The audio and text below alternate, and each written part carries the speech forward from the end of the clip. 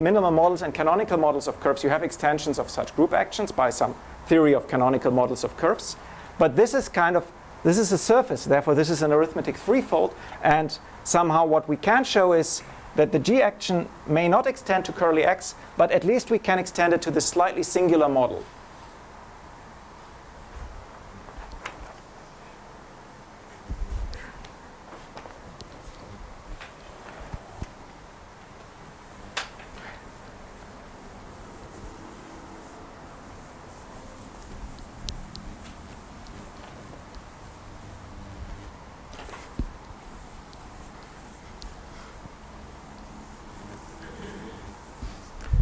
So let me. This argument somewhere you should have used that your closed fiber is not too bad, right? The closed fiber is smooth, and the total space is irregular.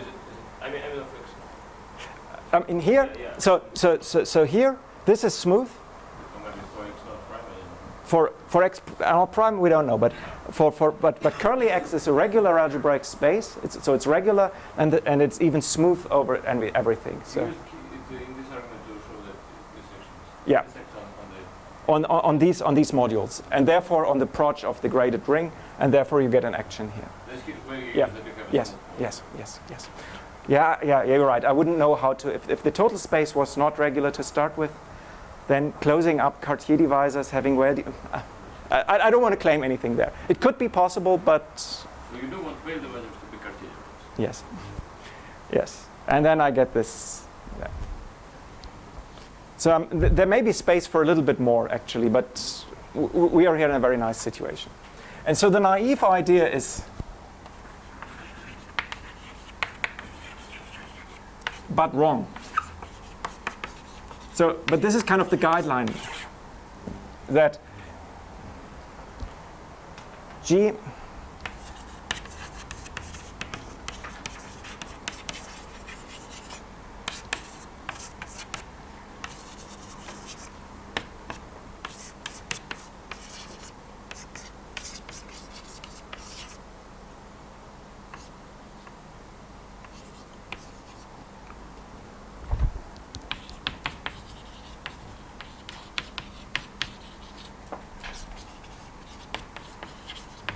Now, as I said, the problem is the G action may not extend.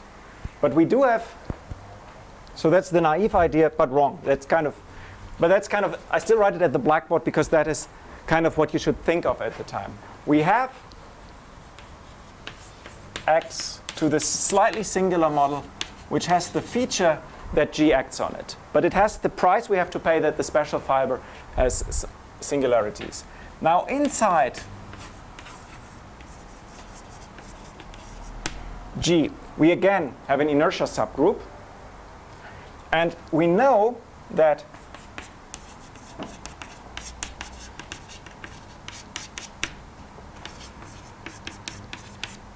I acts trivially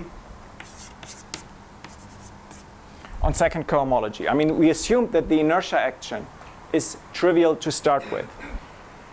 Now, the point is, sort of lengthy, sort of crucial point. Right.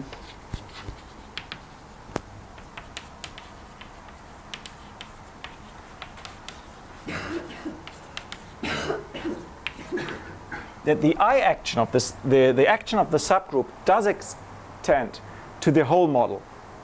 So we want to extend the G action to the whole model. We don't know whether we can do this. So what we do is we have this auxiliary construction, slightly singular. The G action does extend there. And then the next claim is that the inertia subgroup, the action of the inertia, that this in fact does extend to X. The reason is, somehow moral reason.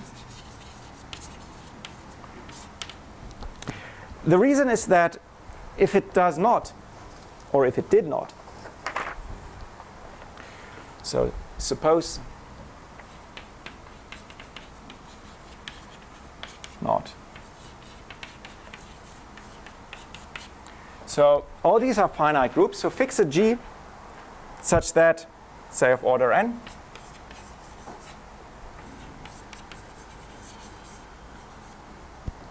such that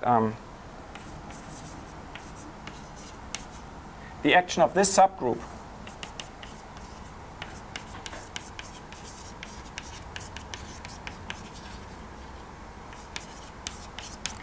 but then what we can do is we can look at the graph.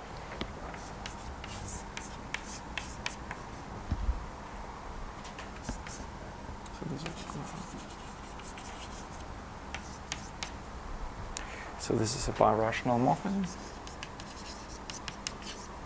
So meaning this is the set x, comma g, comma x, gx, comma g square x, comma g cubed x, and so forth. This is only well defined on an open subset, and then you take the closure inside the n-fold product. So this is the graph. Now, if this map was, if this map does not extend, then this means that the graph is birational but not an isomorphism.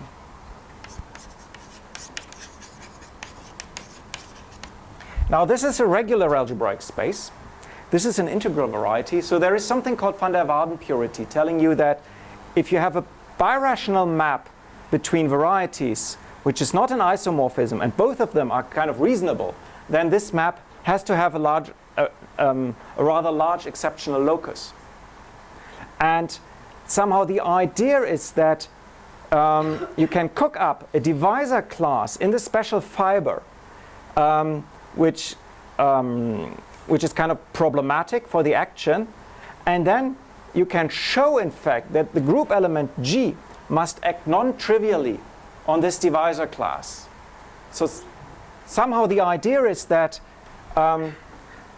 that in general there is a problem of extending the action, but the idea is to say that if it does not extend, then you look at the graph, and the graph gives you some really large bad locus that you see on the level of cohomology, where the problematic subgroup acts non-trivial upon. But we assumed that the G action is non-trivial.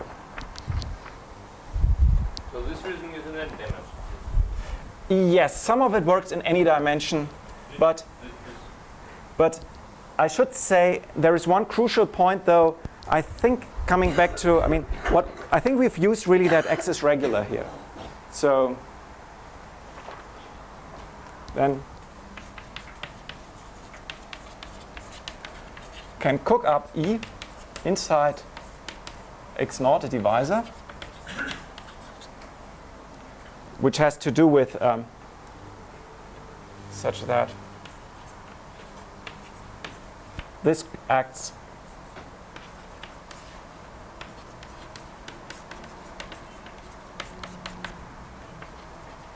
on, I should say, the class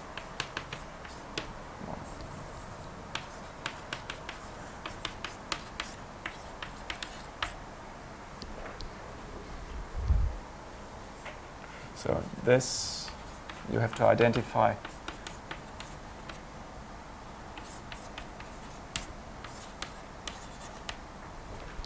so I'm missing out a couple of arguments. The idea is very geometric. If the group action does not extend, there must be kind of a divisor in the there must be a divisor on the in the special fiber here on which we can see that on the level of cohomology. And this is in fact not possible because this contradicts unramified action.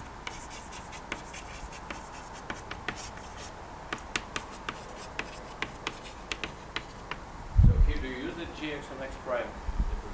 Or you don't? Let me see.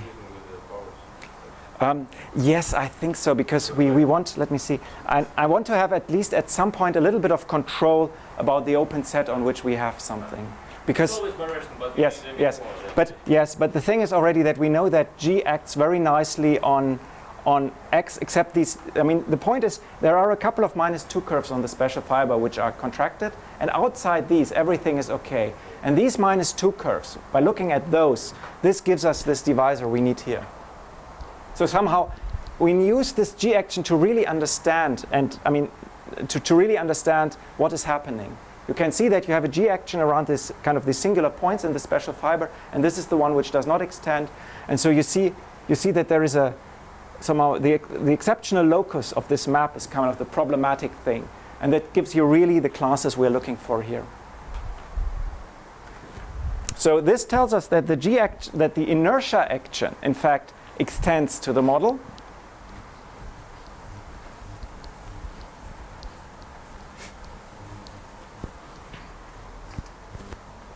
Yes.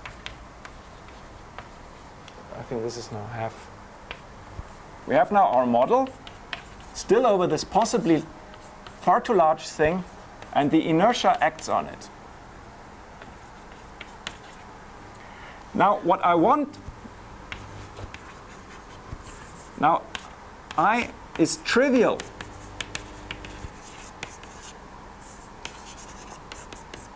On H2. Therefore,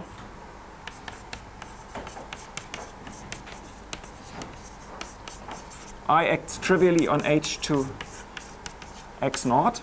And now by the Torelli theorems, if you have a K3 surface, if you have a K3 surface and a finite group of automorphisms that act trivially on cohomology, that implies that the group itself acts trivially. So this is again one argument where we use K3. Oh, actually, this is, I guess, one of the first times that we've actually using K3 in this setting. Now, X. But something of this kind should come up, right? Because Yeah. if your thing is not classified by its cohomology, you're never going to. Yes. So, yeah, I was happy that at some point we really, I mean, you know, there are proofs that are sometimes too easy, right? And too good to be true. And here it's really like you need this. If I is trivial on. I also use this for the Carnot Yes. But you see, this is at least in this. I mean, this part of yeah. But in this proof so far, if you want to do better, many of the arguments didn't really use so far that we are on a K3, and this implies.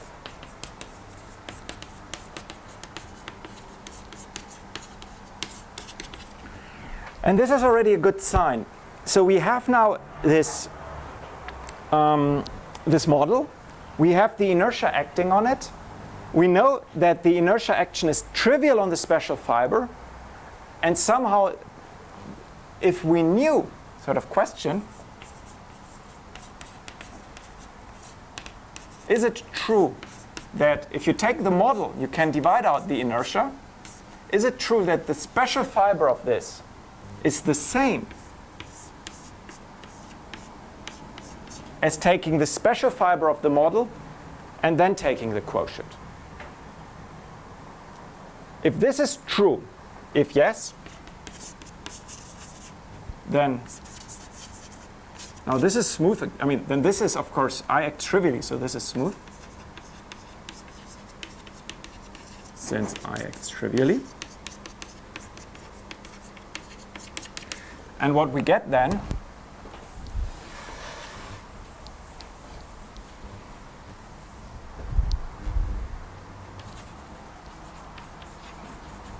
what we have is x modulo I over spec O mi. Now the point is that this now is unramified. And if this is true, then the special fiber of this model is smooth. Therefore, the model is smooth. And then that would be smooth.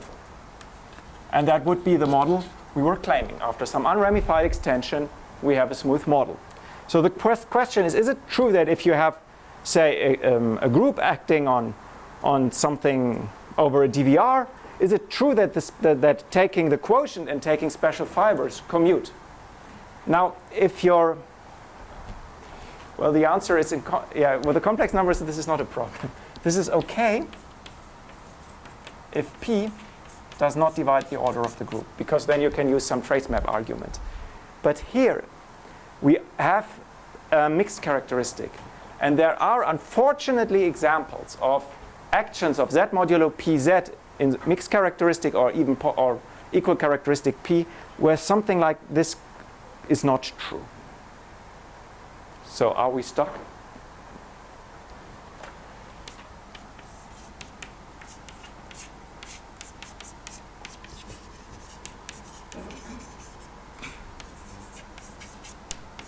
However, you have to look more closely in this case. If this goes wrong,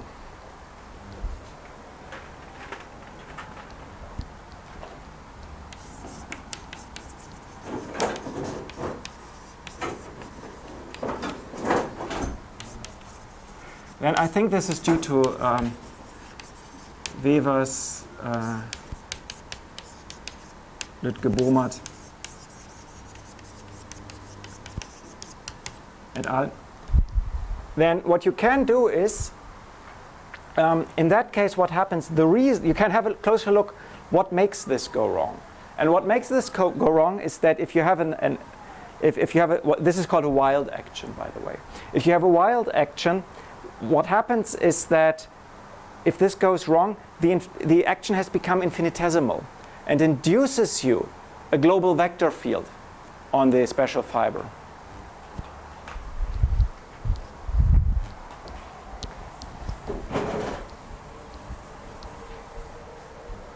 And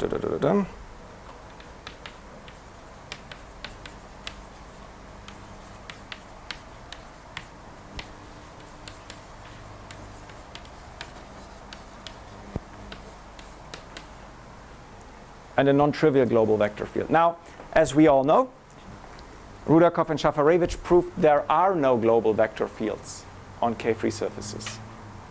So this which is really a serious and subtle issue in mixed characteristic P cannot happen. Sorry, what induces a global vector field? This wild action. So the problem is that Specific for characteristic P? yes. The problem somehow here is, let me explain. Somehow the problem is that affine locally, you want to take the ring of invariance under some finite group, or let's say I.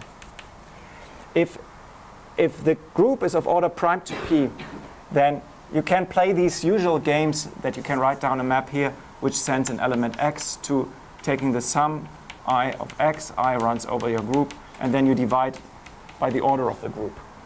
And playing such games usually shows you that this is what I say by OK. Then you show that the problem of, if you look at the quotient by the maximal ideal here, by some ideal here, that special fiber and taking invariance is not a problem. However, if P divides the order of I, then you cannot write down this, because this is then 0. However, either it works, you have a trace map, or if not, then you can take some, I think I have to remember how it works, but you take some, you look, and if this doesn't behave well, you can kind of divide it by something else, and then you can cook up a derivation from that. I'm not saying that this is trivial. This is, as I said, work of Wevers and others. So I'm just pointing out that there is a serious subtle issue at this point. But it's not an issue since you don't have a global vector. Yes, but it's kind of, but I should say in general this will be a problem. I mean, if this is not a K-free. But so it follows by.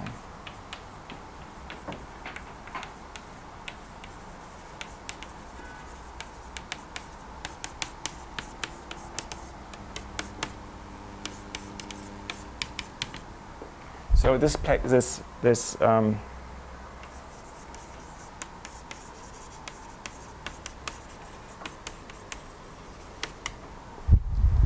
issue cannot happen.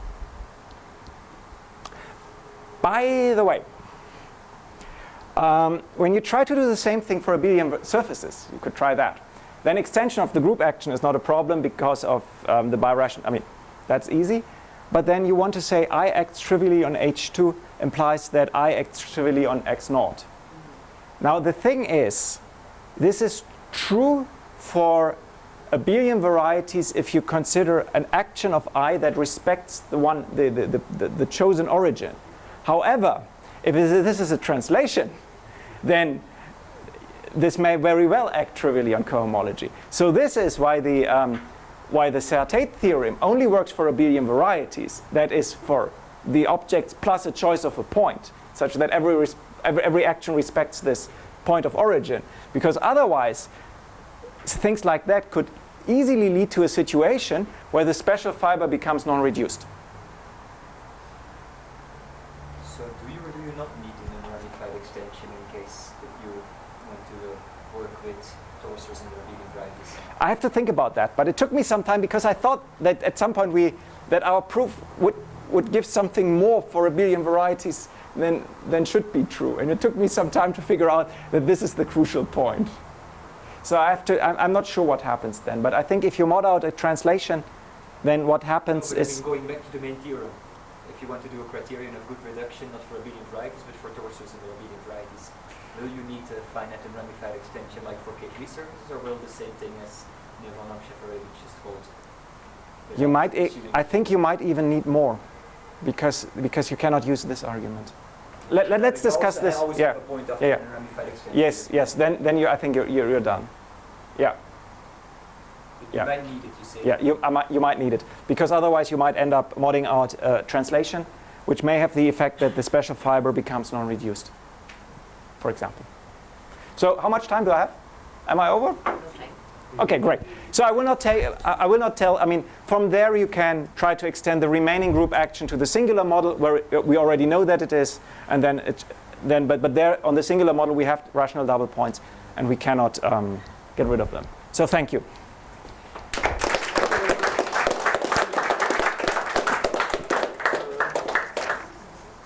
Questions?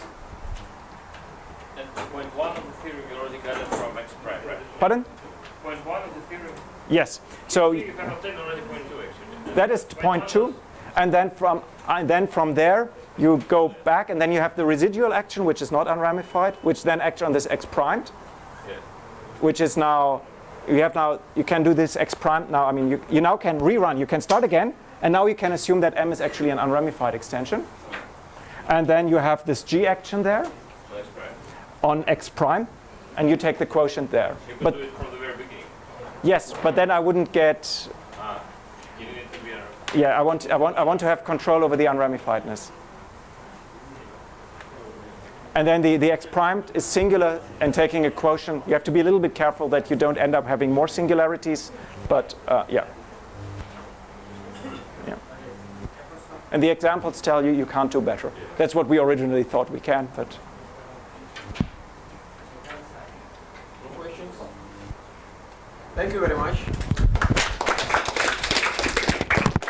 So, our workshop is over. I'd like to thank speakers and our participants. Thank you. Since I'm the last speaker, I think I'd like also to thank the organizers for having this wonderful conference here.